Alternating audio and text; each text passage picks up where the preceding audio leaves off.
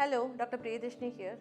நம்ம உடல்லையே ரொம்ப இம்பார்ட்டண்ட்டான ஆர்கன் எது அப்படின்னு கேட்டால் நம்ம எல்லாருமே என்ன சொல்லுவோம்? ஹார்ட் அப்படின்னு சொல்லுவோம், அடுத்து பிரெயின் அப்படின்னு சொல்லுவோம். பட் இன்னும் முக்கியமான ஒரு ஆர்கன் இருக்குது, அதுதாங்க லிவர். இன்னைக்கு வேர்ல்ட் லிவர் டே. லிவர்னால என்னென்ன யூசஸ் இருக்குது தெரியுமா? நமக்கு ஃபர்ஸ்ட் ஆஃப் ஆல் நம்ம டைஜஷனுக்கு ரொம்ப ரொம்ப ஹெல்ப் பண்ணுது. அதாவது ஃபேட் டைஜஷன், எஸ்பெஷலி பைல்ன்ற ஒரு கெமிக்கல் செக்ரேட் பண்ணி நம்ம ஃபேட் டைஜஷனுக்கு ரொம்ப யூஸ் ஆகுது. ப்ளஸ் அப்புறம் குளுக்கோஸை கிளைக்கோஜன் தான் ஸ்டோர் பண்ணி வச்சு அப்பப்போ வேணும்னா ரிலீஸ் பண்ணி விடுது. அப்புறம் ப்ரோட்டீன்ஸில் இருக்க அமினோ ஆசிட்ஸை பிளட்டில் ரெகுலேட் பண்ணி வைக்குது. எல்லாத்துக்கும் மேலே இந்த கிளாட்டிங் அப்படின்னு சொல்லல, பிளட் ரத்தம் கட்டுனா தானே நமக்கு அந்த ரத்தப்போக்கு நிற்கும். அந்த மாதிரி ரத்தம் கட்டுறதுக்கு இம்பார்ட்டண்ட்டான கெமிக்கல்ஸை இந்த லிவர் தான் கொடுக்குது.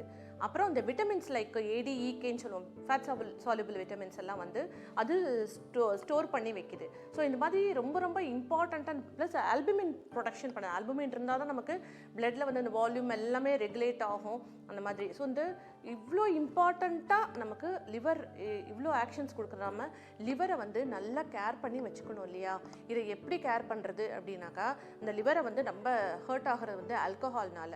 ஸோ ஆல்கஹால் ரொம்ப ரொம்ப மாடரேட்டாக இருக்கணும், எக்ஸஸாக போகக்கூடாது. அந்த ஸ்மோக்கிங் அண்ட் ட்ரக்ஸ்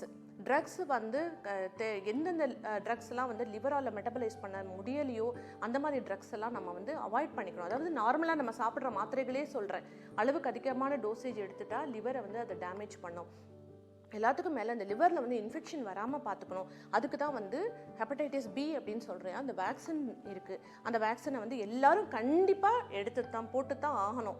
ஏன்னா அந்த வேக்சின் போடலைன்னா லிவர் டேமேஜ் எப்போ வேணாலும் வரதுக்கான வாய்ப்பு இருக்குது. ஒன்ஸ் டேமேஜ் வந்துருச்சுன்னா அதை ரிப்பேர் பண்ணுறது ரொம்ப ரொம்ப கஷ்டம். அந்த கடைசியாக சேஃப் செக்ஸ் அப்படின்றது. ஏன்னா அந்த hepatitis B sexually transmitted disease also, அது வழியாகவும் டிரான்ஸ்மிட் ஆகும். ஸோ இந்த மாதிரி நம்ம சேஃபாக இருந்துட்டோம்னா லிவரை நல்லா பாதுகாத்து வச்சுட்டு, லிவருனால நம்ம நிறைய பெனிஃபிட்ஸ் இருக்குது. So the liver is a very very important organ.